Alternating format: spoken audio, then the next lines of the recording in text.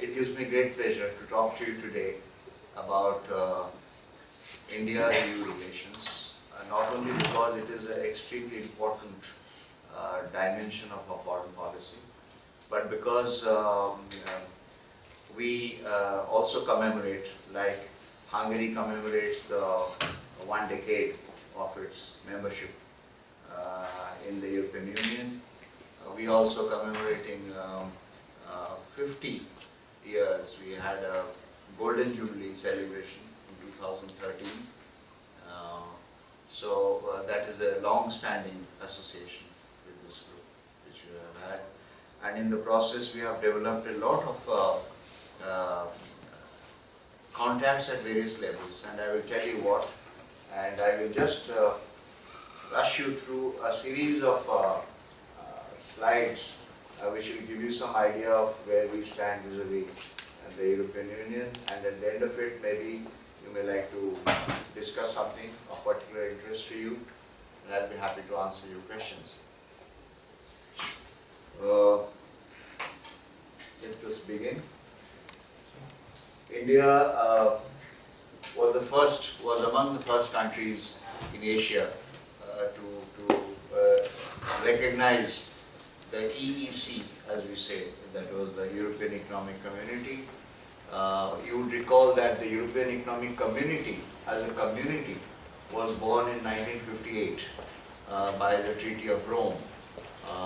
So 4 years after the EEC was born, India was recognizing the EEC.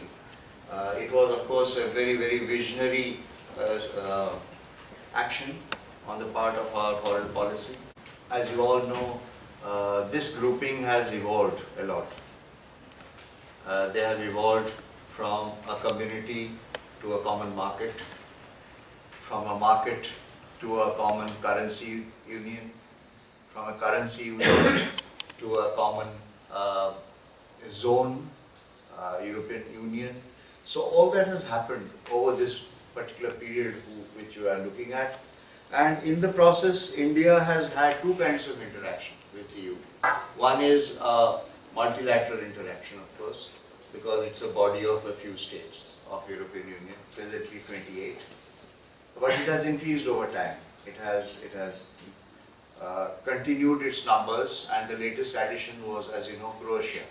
Last year, Croatia was the one we joined in July last year. And I will tell you how these members have come and joined. They have acceded to the as state parties to the European Union, and they have become members of the European Union. In the process, it has developed more muscle in the global world today, both in the political world as well as in the economic world. It started as primarily an economic grouping. It started as a, as we know, basically as an economic grouping. But it, towards the middle part of it, it started because there were compulsions. There were compulsions of staying closer. There were also compulsions of coming as a coherent power bloc, if I may say so, in the face of a Cold War which had not subsided then. It was still there. And you would see that till the Cold War, European Union was still developing its strength, and so there were countries who were getting membership of the European Union. So that is how it was. And Cold War, obviously, the previous Soviet allies, they had aligned with Soviet Union, including Hungary, and they were part of the Warsaw Pact. But the other side of Europe, the Western European side, was freely joining the European Union as members. So India was interacting both on a multilateral plane as well as a bilateral plane. Bilateral because we were also bilaterally engaging with each of these countries. So we have a very interesting relationship where we are complementing and supplementing our relations with you as a whole, and EU member states individually too. We signed the first important agreement was a cooperation agreement, which was signed in 1994. Of course, that was soon after the end of the Cold War, and where you had a kind of a liberation, you can say, in the air. And that was a period when India was looking for getting more space in its negotiations with the European Union. And that was when we started thinking of developing a broad-based cooperation agreement. Now we are, of course, negotiating a broad-based trade and agreement for BTIA. So this is another agreement which we are negotiating now, which is actually a part of that first agreement which we did. Was a cooperation agreement, which was in 1994. This is some markers.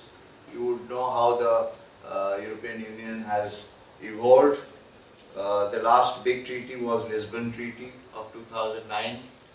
And you have all these countries who have joined in different phases, the enlargement process. Look at 2004, when Hungary, along with 9 other countries, joined the European Union, which was called the Big Bang enlargement. That was really like a gust of air which came into European Union. And I think that was a watershed in terms of membership profile of European Union, because until then you had primarily developed member states who were members of European Union. Now you had a big part of the so-called second world countries who were also developing countries, who were also becoming members of the European Union, and they were joining.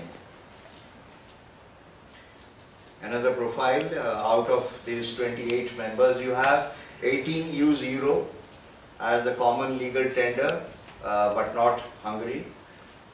22 member states are party to the Schengen. Schengen, as we all know, is facilitation, common borders movement, facilitating movement within the border, movement of people, of goods, services, etc. You can vaguely call them 15 developed countries and 30 developing countries. This is not an accurate scale of measuring development, because many of these developing countries are also moving on the scale rapidly towards development. They also figure in the major indices along with developed countries. However, just a kind of a ballpoint indication, 17 are parliamentary republics out of them. Parliamentary republics are parliamentary systems headed by a prime minister who is the head of government, or a president who is the head of state. Then 8 are constitutional monarchies. Very interesting. Europe has the largest constellation of monarchies in the world still. 8 of them so close to you. So the heads of those states are monarchs, either kings or queens. They head those states. So 8 of them, which are members of the European Union, are constitutional monarchies. We entered into a summit arrangement with EU. Summit is at the highest level of interaction, where our Prime Minister leads our delegation and interacts with the head of the European Union in the form of the President of the European Commission and the European Council, who are basically the heads, the executive heads of the European Union, and they meet annually, and this has been going on since the year 2000. The last annual summit, which was the 12th annual summit, was held in 2012, and after that 2013 we haven't had an annual summit, but we are likely to have very soon the next annual summit this year again, following our election process, which is now ongoing in India, and we hope to get our final results by the middle of May, and then maybe the government formation by the end of May. So after which we will get to know the contours of our government, and that one of the priority items for our Foreign Office to decide is on setting up dates for annual summit between India and the European Union.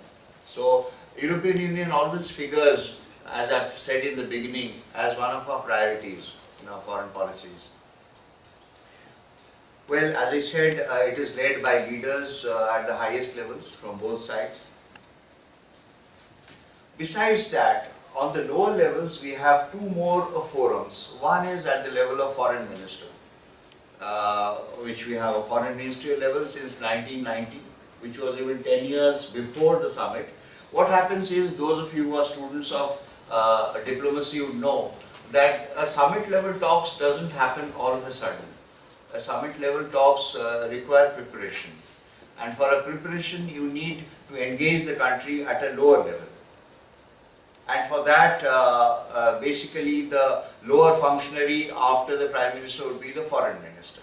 So we had 10 years before we thought of entering into a summit level engagement was at the level of foreign minister, which happened in 1990.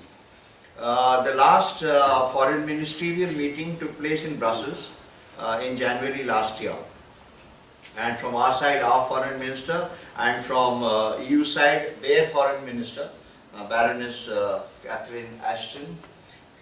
Then you have to prepare for this ministerial meeting. You have meeting at the senior official level, which is called the foreign office consultations, which is FOCs. We have foreign office consultations with a number of countries in the world that prepares ground basically. But in this case, we had moved straight to the ministerial level talks without even engaging at the senior officers level for a long time. We started the senior level senior foreign office consultations. Our third round was held in 2014. Which means we started around 2010, 2011.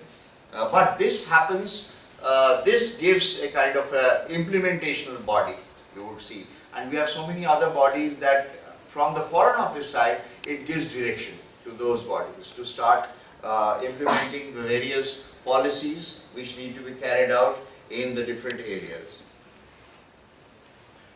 A very important element in our relationship is we have entered into a strategic partnership with the European Union.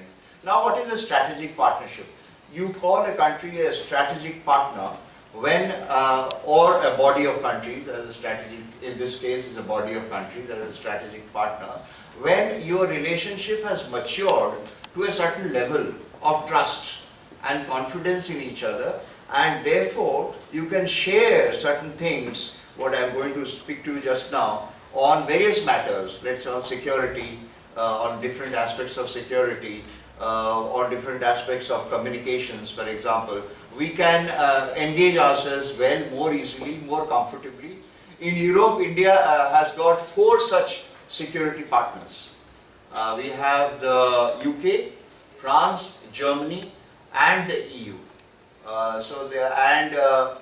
Of course, we are developing our security partnership with other countries in Europe, depending on our strengths with those countries, our capabilities, our the mutual, what you call the mutual interests, which are at stake also, how we develop. Following the strategic partnership which was developed in 2014, of which we mark the 10th anniversary this year, there was a joint action plan. Now the joint action plan, you may take note, is actually the group which has several bodies under the joint action plan.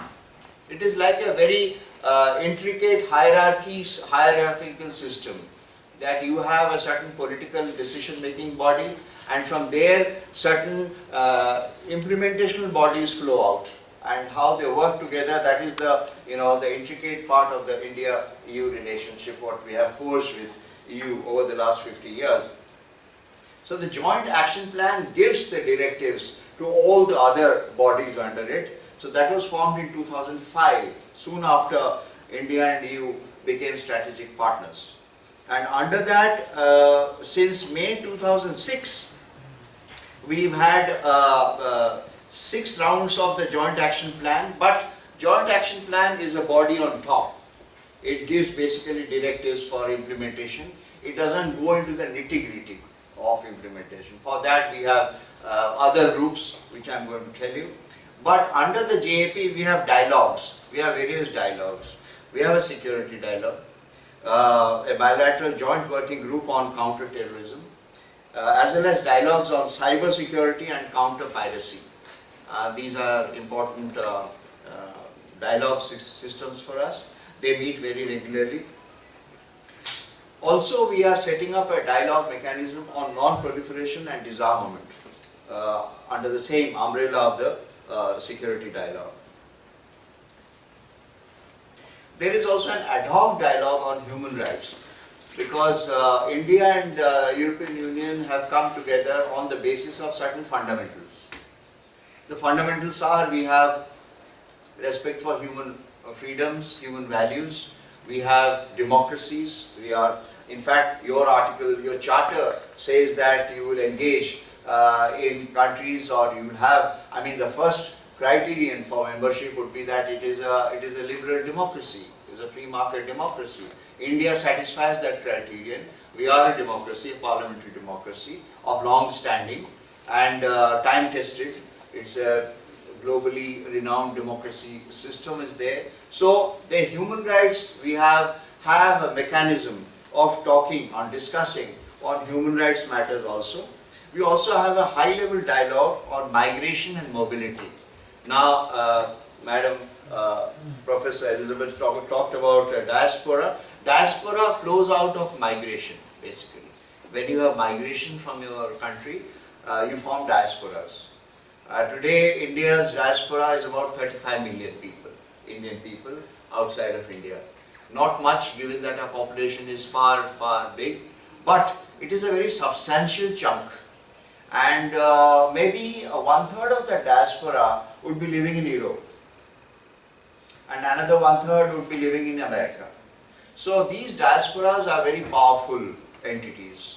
And what these diasporas do is to network with India, first of all, because they would have all left some part of their families, etc. in India. They go back and forth, they network. They also engage in professional pooling. And most of our people who are, for example, doctors or engineers or academicians, they would be networking with fellow professors. For example, they would be going back and forth to the universities from where they came, and from where their colleagues, the professors, are still there. So there is a constant professional pooling among the diaspora. Thirdly, which is very important for us, is that they remit a lot of money back home. Today, India is the largest recipient of diaspora remittances in the world. We get, last year we got about 80 billion US dollars out of our 35 million people who are living abroad, and the major chunk of these remittances are coming, you won't believe, from people who are not that skilled. These people are living in the Gulf countries. They are a group of about 5 to 6 million Indians who are living, you know, the Persian Gulf, the Gulf countries. So these Gulf countries hire Indian labor. And these Indian labor who are semi-skilled labor, they are not very skilled. They come and work in those countries. They earn decent money and then they repatriate those money back home. So what happens is their remittances fuel in a part a large chunk of the state's economies from where they come. For example, the largest state from where these workers are coming is Kerala. There is a state called Kerala, which is, you come from Kerala? No, okay. She's a neighbor of that state. But Kerala is sending the largest chunk of labor outside to the Gulf. So nearly 50% of Kerala's economy is run by the remittances which these workers are sending back home. So that is an important element of our diaspora. So that is to say about how we are looking at this factor of migration, mobility. There is another aspect to migration. Migration always leads to illegal migration, because maybe 2 out of 10 people all over the world are illegally migrating. And because of these porous borders in Europe, where though you have a system of Schengen, sometimes the border controls are not as strict as they are believed to be. So there is a tendency of not only Indians but people from various parts of the world to come in. So there is a displacement of population. There is a constant movement of mobility of people from let's say a low opportunity area to a high opportunity area, from a low economic development area to a high economic development. That's a natural process of migration in the world. You would see many studies which have been done by the International Migration Institutes. One is based in Geneva. You can take those studies for yourself and see the pattern of migration. Migration always would happen from a developing country zone to a developed country zone. So European Union gets the brunt of those migration. Most of them, 80% or 90% of them could be legitimate, legal, but a few could be sneaking here and there. And there is therefore a dialogue mechanism which we have devised on this very important aspect, on this very sensitive aspect of migration and mobility. On the Parliament side, both our sides have given tremendous value and respect for parliamentary interaction. And in the European Union, they have formalized a group. And this group is called Delegation for Relations with India. DIN. It's acronymed as DIN. This was formally constituted in the European Parliament in 2007.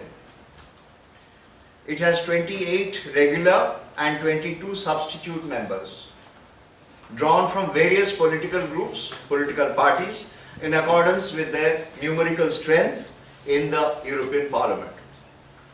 Currently chaired by Sir Graham Watson, a Liberal Democrat,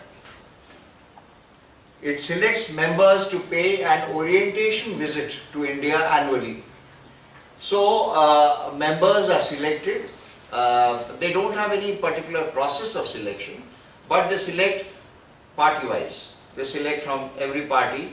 They have a representative selection of people, and most of the time, they avoid repetitive. Members don't really repeat. If one member has gone to India this year, he may not be considered to go again to India. They will give chance to some other new member. The idea is to expose India, expose the typical form of democracy, what we have in India, to a group of, mind you, we are talking of two different continents. We are talking of two different contexts. And that you would see very prominently when I go further, that why our negotiations are getting so tough, why our talks are bogging down on detailing, because we are situated in two different contexts altogether. It is important that our people should understand each other, to develop that contact, develop that trust, to develop that confidence, to develop that understanding between each other. So this is a formalized way of exchanging parliamentarians between our two countries. When they go from here to India, and from India also they come here, we do not have yet, we are not formed yet a formal group, but our parliamentarians also regularly visit Europe, particularly European Union countries, and they are hosted by this particular group and given various aspects of glimpses what we would do to them when they would come to our country. They do the same thing when our parliamentarians come here. The idea is that there should be parliamentary interaction. We are now in three different pillars of interaction we are doing. One is of course the government part, the government interaction, which I told to you in some way. The other part is parliament, because you have an executive, you have a legislative, and you have also a civil society part, a people's part. We have a judiciary, but we are not yet formalized a judicial exchange yet. But what we have, an exchange of ideas between people on the civil society tracks, what we call track 2. Now we come to the most important, the crux of our relationship. You can say the focus of our relationship is to how to engage each other in economic and commercial relations. Thus, we have built a multi-tiered institutional architecture of cooperation within the overall framework of the summit and the strategic partnership. Thus, we have also generated a body of dialogue mechanisms, which I said, which are set within the policy framework of the joint action plan, which I mentioned. Here I have given a certain indices of the EU. I picked them up from Wikipedia, which is common knowledge, of course. Very happy to know that European Union is the largest economy in the world as per nominal GDP and the second largest in the world as per PPP. In India, it is just the reverse. In terms of PPP, India is the fourth largest economy in the world because we have so much of population. And in terms of the nominal GDP, we are ninth in the world in terms of ranking. EU is India's second largest trading partner. Here we are talking about trade. And trade is both, trade could be in goods, trade could be in services. Together they comprise what we call the total quantum of bilateral trading in goods and services. And that is now touching 90 billion euro. It touched in 2012. I've just shown a breakup. For those of you who are more particularly interested, you will see there are two more bullets. One is on trade in goods, the other one is on trade in services. So those of you who would like to just pick up those figures, this had happened, these are all 2012 figures. I have not got 2013 yet and 2014 have not come. So this is what I have shown. And on the, here I am saying that we are in the process of negotiating a bilateral, broad-based trade and investment agreement. What I said BTIA in the beginning, and that is in the negotiation process since 2007. Now many of you would obviously ask me, why is it taking so long? It's already 7 years in the negotiation on the table and yet we are negotiating. One of the major reasons is this, what I told you. We are negotiating from different contexts. We are negotiating from different continents. It is easy for India to negotiate a trade agreement with its neighbors. For example, with ASEAN countries, it is very easy. They will understand India better and India can understand them better. But it's difficult to understand negotiators sitting in Europe and their mindsets, what they want. So these kind of things where we need to understand each other better, and that is the purpose why we are engaging ourselves, even though over the years. But what we have done is, because there is so much at stake for India, of course for European Union, but European Union, India is one of the many countries with whom it has engaged in trade and investment relationship. For India, it is one of the highest ones, one of the largest markets. So a lot is at stake for us. So we are trying to be as flexible as possible. We want to come out with a realistic and balanced solution and come to a final solution of that. We hope that we will soon come to that stage soon, and that will lead the way to further such FTAs, what we say, with other countries also, so that we can negotiate. And as you know, European Union is itself negotiating FTA with the United States of America. So that will help us also in having links with other markets through European Union. So that will give us a big leap advantage in going into other markets. So you will realize that what is at stake for us and why we are so keen that we get soon to the final negotiating stage. There is a joint commission. This is called the India-EU Joint Commission. We have joint commission mechanisms with almost all countries in the world with whom we have bilateral relations. And the joint commission is basically a platform and a time when there are certain commissions who meet under various bodies, under various themes, and they talk about cooperation in those areas. And together, the Joint Commission, which normally would meet for annually, they will make a review of what has happened over the year. So you have three sub-commissions under the Joint Commission here: trade, economic cooperation and development cooperation. Very important. All the three areas are extremely important, and they have engaged themselves very regularly. This happens at the level of senior official level, at the secretary level, what we say. So the last one happened in 2013 February, and the last meetings of the sub-commissions took place in Brussels in March 2014, very recently. Then we have what we call the joint working groups. Joint working groups are even smaller groups. These are working groups. They have a very short mandate, and they have a certain item-based implementation procedure. That is, they, for example, they have a checklist of points.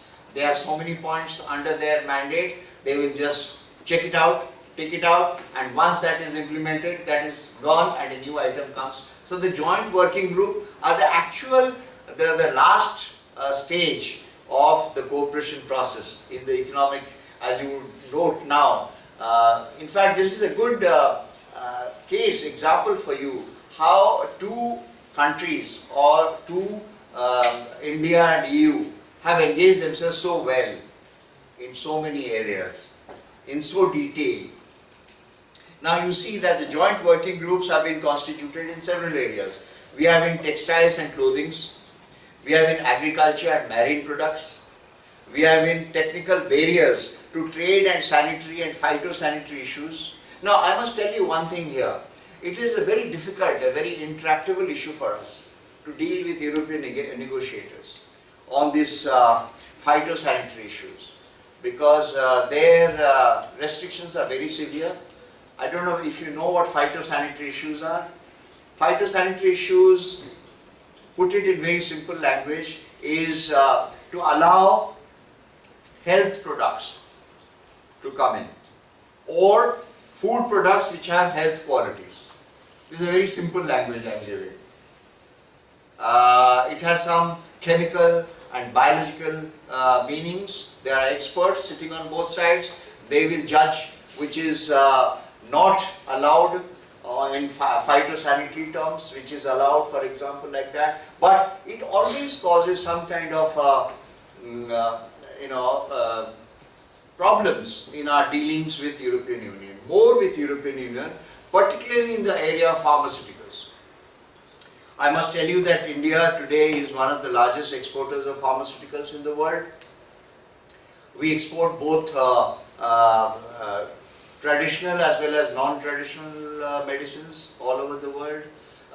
Traditional is something called Ayurveda, for example. If you know what is Ayurveda, India is the #1 exporter of Ayurvedic medicines in the world. Now, these Ayurvedic medicines have a problem. When they land up on certain border of European Union, they are often detained. So, for example, in Hungary, for example, I'll give you a very pertinent example which touches us in our mission in dealing with the government. You have a certain ordinance to allow the practice of Ayurveda in this system. And it is there. It's a legislation you have got, an ordinance. There's a piece of paper which I have read, which was done in '97. But you do not allow medicinal substances of Ayurveda to enter into the borders of Hungary. Why? Because you would not allow the practice of Ayurveda. Very difficult to get past that. So certain times boundaries are erected not to facilitate cooperation but to detract, but to hinder cooperation also. And this is oftentimes used for that, this sanitary and phytosanitary issues. Anyway, it goes on. You see, engagement is a continuous process. Because something is not passed today doesn't mean that you lose hope or you lose sight. We are negotiating. Anything is negotiable. In diplomatic terms, anything in this world is negotiable. So if it can't be done today, it may be done tomorrow. We will continue. The others is, as I said, pharmaceuticals and biotechnology. Biotechnology, India is one of the major powers in biotechnology today. And the food processing. Food processing industries also, regulations are tough, both sides. We also have a macroeconomic dialogue on financial services regulation. And this also we have been having very regularly for the last 6 years. Macroeconomic, you know macroeconomic. Macroeconomic is the broad picture, broad economic picture, what you have. When you had your sovereign debt crisis in Europe, we got the first hint of that, because this was discussed during the course of this dialogue process, that this has happened. And you will see how a clear drop in our investment has happened. We had suffered a drop, very sharp drop from 2012, 11, 12, 13, and our investment had a sharp decline because of this. I'll go back, maybe I can show you. This one, see this. EU is one of the largest sources of foreign direct investment. This amounted to 13.83 billion in 2011-12. It's not 13, it's 12, because this is for 1 year.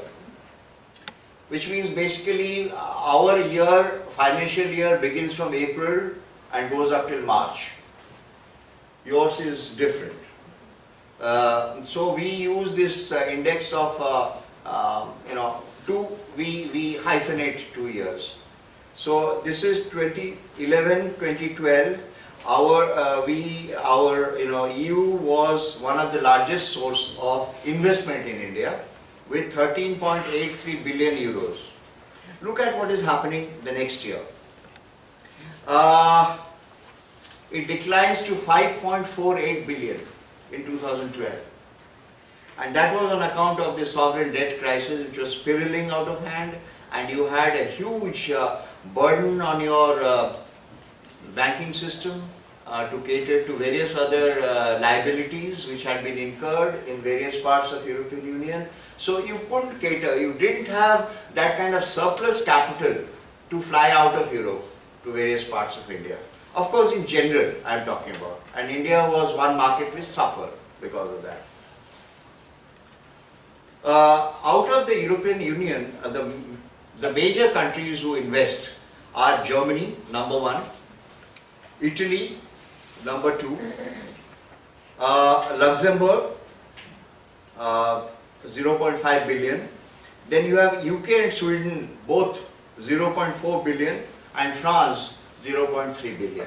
So these are the major. India's investment in EU has been a modest 2.3 billion in 2011 rather. This has shown a year-on-year increase since 2009. It has cumulatively increased. Every year we see about 15 to 20% increase in Indian investment abroad.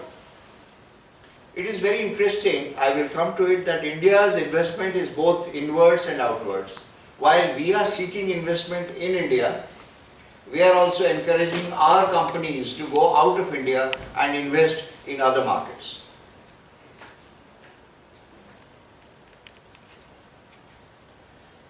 There is cooperation in the field of science and technology for obvious reasons.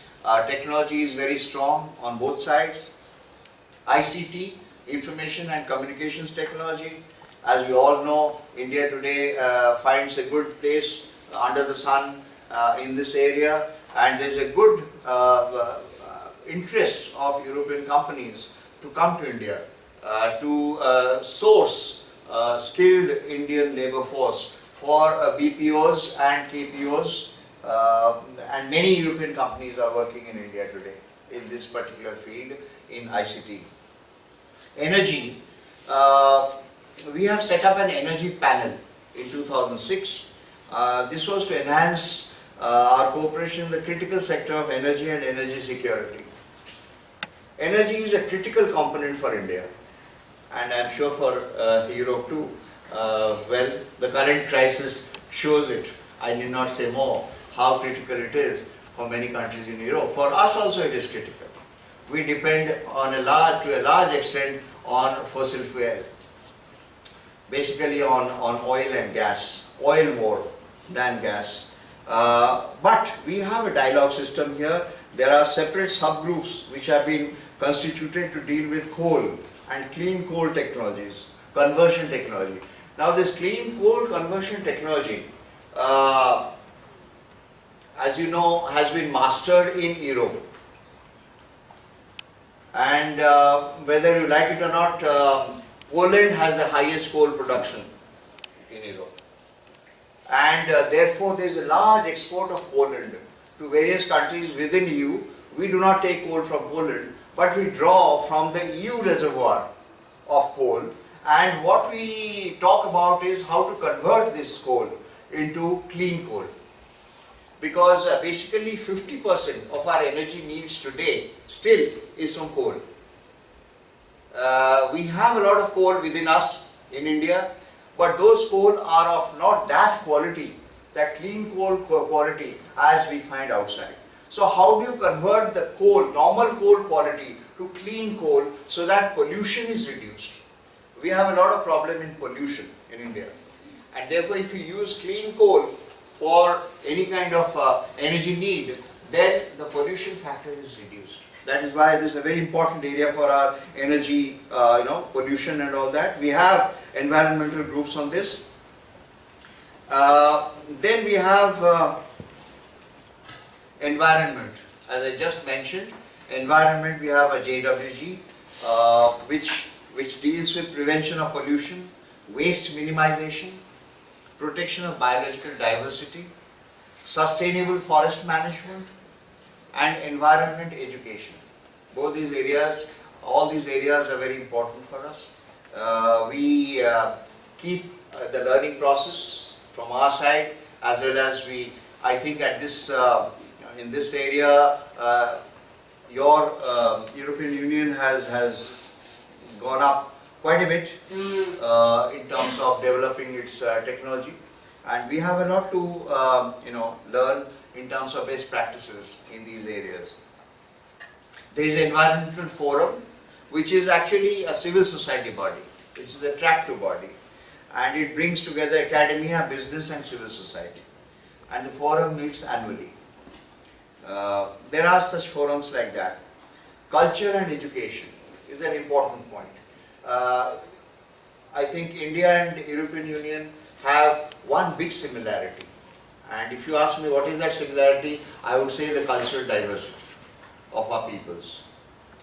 You have a tremendous diversity within your continent, within European continent, and we have a tremendous diversity within our subcontinent, which is no less than a continent.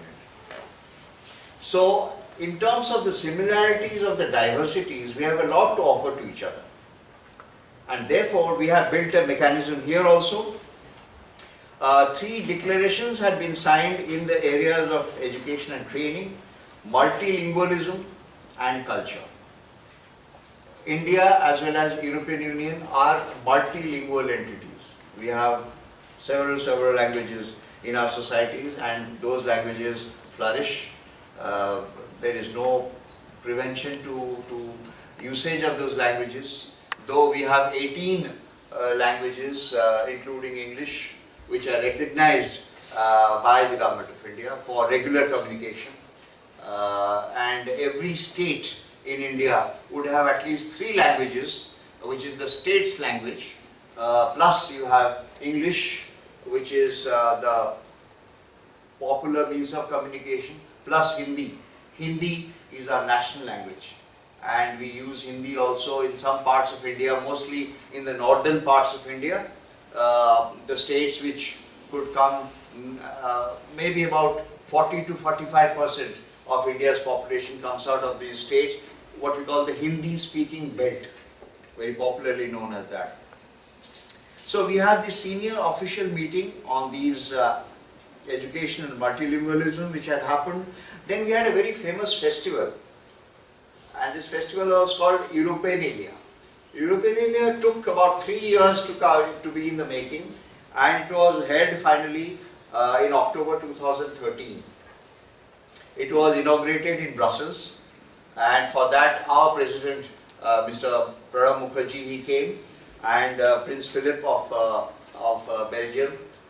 He was King Philip rather. He was there. So both of them, the leaders from both sides, they jointly inaugurated this huge biennial festival. It ran for 6 months. It is, I think, about to be over, or it just got over. It was running for 6 months in various parts of Europe. In many cities of Europe, you had many manifestations of Indian culture, which were shown.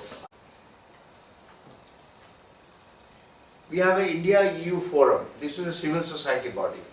This is also attractive interaction, dialogue process. And this is an important group because this happens between two institutes, like you would be interested. There is the Strategic Institute from Paris, European Union Institute for Strategic Studies, based in Paris. And we have also a counterpart body called Indian Council of World Affairs, where Prime Minister Orban, during his visit to India, had given a keynote address on India-Hungary relations. And he had mentioned about EU also in that. It is actually a think tank, you can say, affiliated to the Ministry of External Affairs of India. And it conducts these kind of sessions with various strategic studies institutes all over the world. And when dignitaries come from various parts of the world, they are invited to speak, give lectures. Very important body. Policy analysts meet here, deliberate, discussions are held, etc. The 4th India-EU Forum was held in 2012. There is a Spanish think tank, FRIDE, and it was held in Brussels in collaboration with that. Diaspora, I mentioned about diaspora. We have a very vibrant and large Indian diaspora. Many students, many researchers come to study in Europe, work in Europe, work in various European universities. They have formed a good, vibrant pool of Indian diaspora body in the European Union. And many of our students are coming under this Erasmus Mundus and Marie Curie programs. They are availing of this program, they are coming, they are getting these scholarships. A large number of Indian professional and academia have found employed in leading European universities and other institutions, contributing substantially to the knowledge pool. The knowledge pool is an universal thing. The knowledge pool belongs to mankind. It doesn't have a stamp of propriety, it is not IPR regulated. Anybody who comes to any institution forms part of the knowledge pool. And so our Indian scientists, professionals, academics, various kinds of other brain oriented people, they are contributing very well to the knowledge pool which has developed in Europe today. These are some of the areas where bilateral agreements have been signed. Most of these are, they are either MOUs, Memoranda of Understanding, or agreements, or declarations. So these are some of the areas which we have already covered: science and technology, ICT, customs, employment, civil aviation. Civil aviation is to regulate our, airlines movement between European airlines and Indian airlines over our airspaces. How to, we have this agreement called Bilateral Air Services Agreement with a host of countries we have signed. Education and training. Then nuclear fusion energy research. Our scientists are doing good work in this area. Then we have statistics and competition. Competition is a typical EU nomenclature which was formed later. The body called a competition body, and so it was at the initiative of EU that an agreement was signed in this area of competition. Oh no, I have something. Yeah, I have come to the last slide. I conclude by saying we have come a long way. From being economy focused, we have matured sufficiently today with being a holistic, multi-tiered architectural relationship, converging at the highest levels, converging at the summit levels between our two countries. We are natural partners with relations based on the shared values of democracy, rule of law, and respect for human freedoms. I mentioned that. We have shared a strategic partnership for more than a decade now. And then we are constantly in interaction in our three basic pillars of our society: the executive, the government, the legislature, the parliament, and the civil society. The track 2 formulations all represent the civil society interaction at the highest levels, have made India-EU relations one of the most important and broad visioned in a world of multipolar relationships. We are not looking at anymore of the Cold War situation. People say that a third Cold War is developing maybe, but it's still far from that. We don't know. But we are looking at multipolar relationships. Multipolar is where you have a matrix of powers in one center and you develop relationship between that. We are not anymore looking at single power relationships, because if you are talking to Asia, you are talking to a matrix of powers in Asia. If Europe is dealing with Asia, Europe is dealing with China, India, Japan, Korea, etc., etc. If we are dealing with Europe, we are dealing with European Union, with 28 countries at one time. So the world is evolving towards having dialogues in a multipolar setup. And it is easy for us, because in a multilateral framework, it is easy to put across our views. Of course, you keep the bilateral context still alive, but it is easy to negotiate in a multilateral setup, because there are many actors.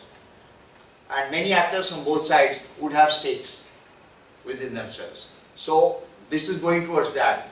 I mean, inevitably, except one super policeman in the world, one doesn't know how long that police power stays, but there are these small powers who are building up as part of a multi-power constellation in the world of international relations today. So that is how I end my lecture, and if there is any questions, I'm very happy. I'll be happy to answer them. So thank you very much once again, Mrs. Professor Erzsebeth. Thanks to you all, ladies and gentlemen, students, faculty, and